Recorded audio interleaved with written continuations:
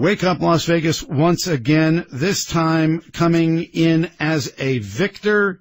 We're talking about Danny Tarkanian, who won the congressional primary for District 3 congressional seat. He's going to be taking on Susie Lee in the general. And everybody I've been talking to, Danny, says you got a damn good chance of becoming a United States congressman. Well, thank you, Michael. I'm just thrilled to be on your show after the primary. It's nice to still be around. Now, I'm going to let you know I busted your balls in the last hour. I'm letting you know that right now. I don't mess around.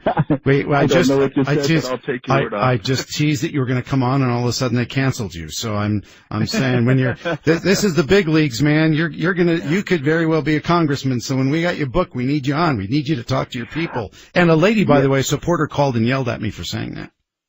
Yeah. Well, I didn't get the message until almost 8 o'clock, so I apologize. All right. Well, we need a campaign staff shuffling, because that's what you do no matter what. You just have to do it because you look powerful when you do that. Just saying. Hey, I want to ask you something now that you're going into the general, and it's feeling good. You have the I'm going to use this word, anointing of the president, and we've seen what that had to do with Mark Sanford in South Carolina when the president said, I don't like the way you've treated me. I'm going to endorse somebody else. The president reached out and asked you not to run against Heller and to run for this congressional seat, and it paid off. Do you owe an allegiance to the president? Do I own allegiance? No, I don't. Okay. I supported candidate Trump and his America First policies when all the rest of the top GOP in the state were abandoned him last election, because I believed in what he was talking about, putting Americans first, taking care of the American workers. When he asked me to do this personally, I felt it was the only decision I could, because I was running because I supported his policies, and then he asked me to do something I don't support him. It sort of is completely contradictory. So no, I don't believe I do. I don't think it's going to make a difference in the general election. It makes a bigger difference, I think, in the primary, whether the president stands or not. I'm reminded of LBJ because I love studying him, and his whole thing is, when a president asks you to do something now, you do it.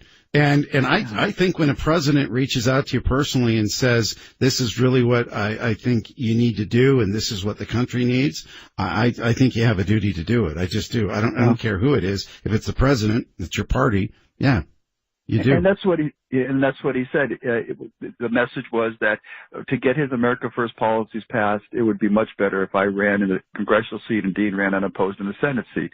And I believe in those policies, and I think we're seeing the results of those policies.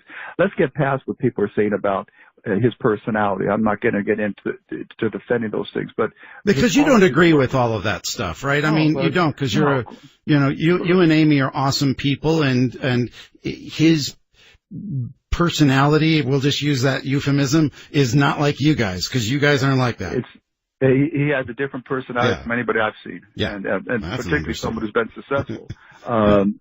But you look at his policies. We have one of the greatest economies going in our country's history, and we're seeing a breakthrough in North Korea, at least to an initial stage. So, yeah, those policies are working. But I think what's going to happen in the general election is I'm going to talk about those policies and why I believe we need to continue those and make our country stronger, better, and safer. And then the Democrats are going to do what they do every election. They're going to throw out all these lies and deceitful and defamatory ads they run against me. And you don't have to take my word for it. I've already won one defamation lawsuit against the Democrats, and I'm going to win a second. Okay, now here's the deal. I saw a tweet like that this morning, and I want you to, I'm offering free legal advice or campaign advice. Just, you got this if you're sticking with the issues. You don't even have to deal with any of that crap. You don't have to answer any of that crap on Twitter. Ignore it. Michael, that's what I did last election. I ran in a race where I talked about issues that were what the vast majority of Nevadans agreed with, and the Democrats spent $7.5 million lying about me with these ads. In fact, when I was on your show earlier, you said to me, don't you have too much baggage to win this election? And I said, it's not baggage, it's the lies that they make. You have to address those lies. Unfortunately, the people that follow politics, that are voting, the 80% or so, 90%, they don't buy those ads. But it's the undecided people, the people that don't follow politics, that, you know, they make up their mind because they're watching Jeopardy and they see a 30-second ad and they say, wow, this guy sounds horrible, I'm not going to vote for it.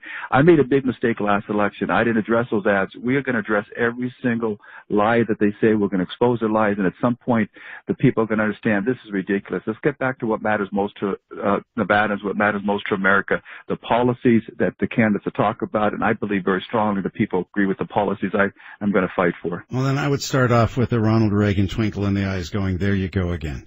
I would start with that. We were running out of time, but I got to hit you up on this because it's really important, I think. You know, Danny, I'm on a radio station, and so are you, where we are allowed to speak freely.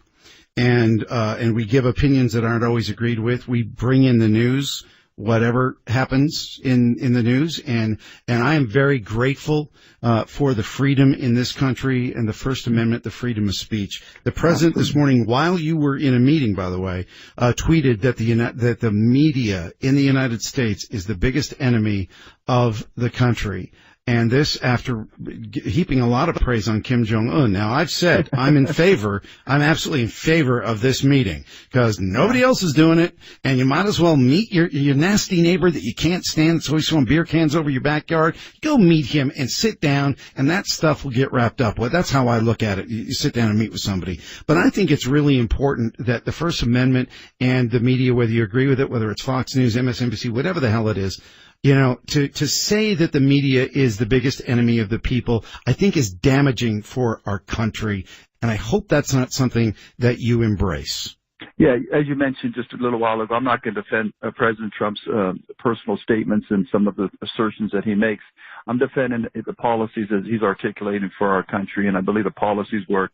His personality is different than mine, and I understand completely how important the First Amendment is, and everybody have a right to speak, and you got to take negative things that people say about you because of those freedoms. I've lived with that, people saying those things about my father growing up. They're hard to hear, but it's important that we have that right.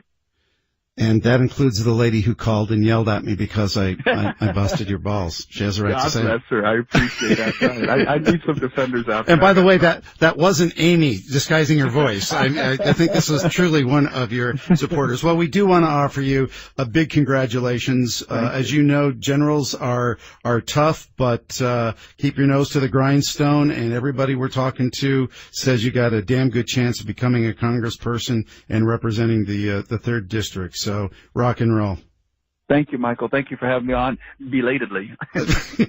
At any time. By the way, like I said, I want to see a staff shakeup just because those are exciting to report on. Okay. We're going to fire some people. I hope you feel better. Thank you. We're going to get rid of two. Thank you. That's fun. Awesome. Yeah, baby. That's America. All right. Danny Tarkanian, thanks for being with us.